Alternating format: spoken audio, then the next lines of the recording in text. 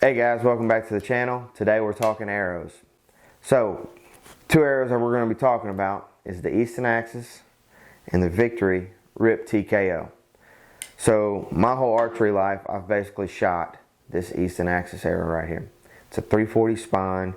It is 9.5 grains per inch. This arrow cut down to my length with a standard X-Nox is a 400 grain arrow. If I put a nocturnal in there, it puts it at 424. I like to be right there in that 420 to 450 range for hunting.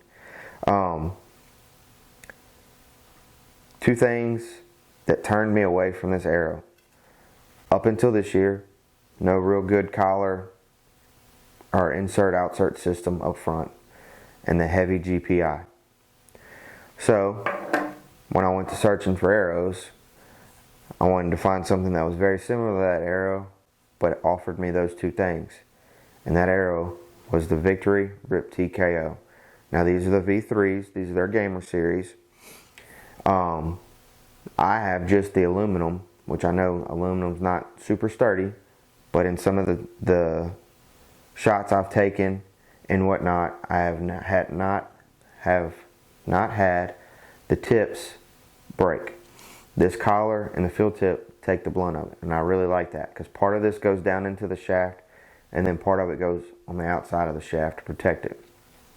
So it's a 50 grain insert outsert, whereas if I shot the rebar in my caribou, whether it was in the spine or in the leg, on my Easton, if that field tip hit that, it was shoving it down in there and breaking the tip. With this, it has not done that.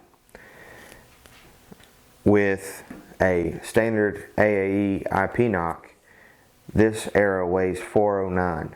Now with a nocturnal in there like I run during hunting season, it is 433 grains. So it's a touch heavier grains per inch, or touch heavier for total grains, but for total weight. But this is a 300 spine.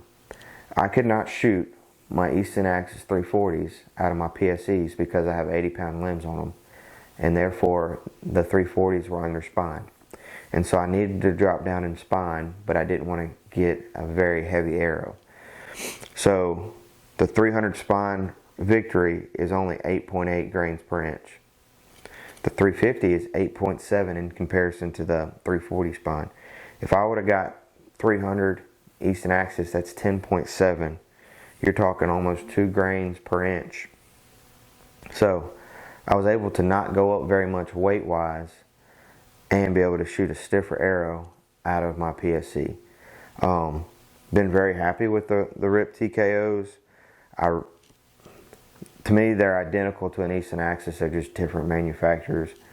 But I really like the collar system up front and the fact that it's a lighter arrow. Right now I've been shooting just a standard knock because we're getting ready for TAC here in a few months, and so I'm trying to shoot as flat as I can for those long distance shots.